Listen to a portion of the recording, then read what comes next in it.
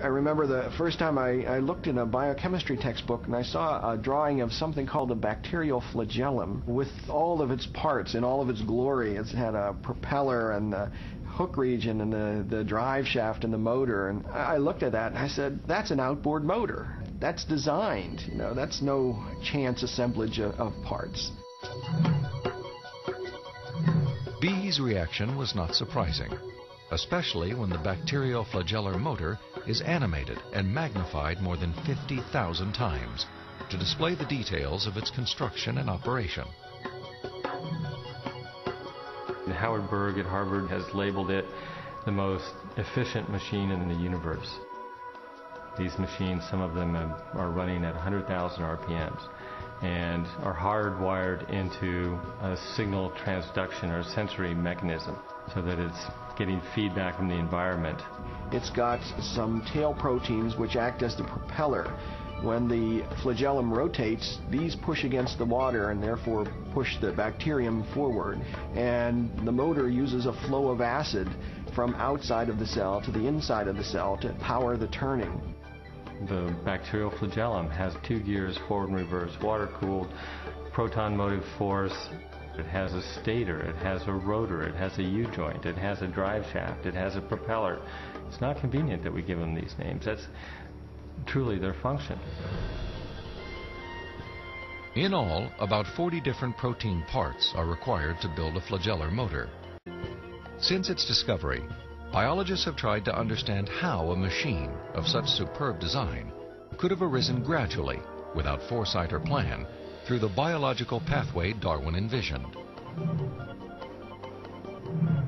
I think what Darwin was trying to show was that things that look designed aren't really designed, but that we can find naturalistic processes to account for the complexity of life.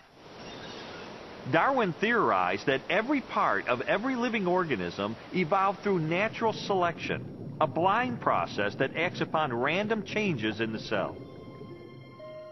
Darwin believed that, given enough time, these random variations would transform the simplest cells into the great diversity of life that inhabits our planet. In his study of evolution and molecular machines, Michael Behe has raised a significant challenge to the creative power of Darwin's mechanism of natural selection. It is called irreducible complexity. Irreducible complexity was coined by Mike Behe in describing these molecular machines.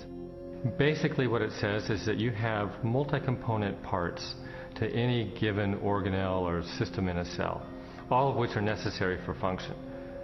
That is, if you remove one part, you lose function of that system.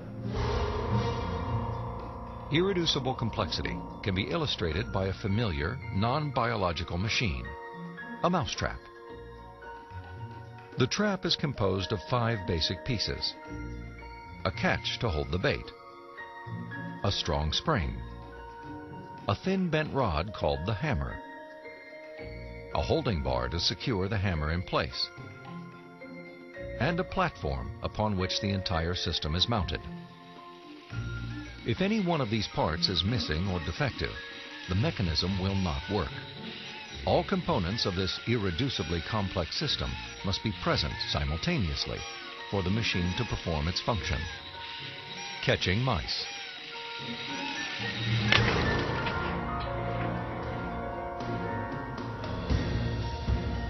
The concept of irreducible complexity also applies to biological machines, including the bacterial flagellum. All told, there are about 40 different protein parts which are necessary for this machine to work. You can't put something like that together gradually because they need a large number of parts interacting with each other at the same time before they work at all.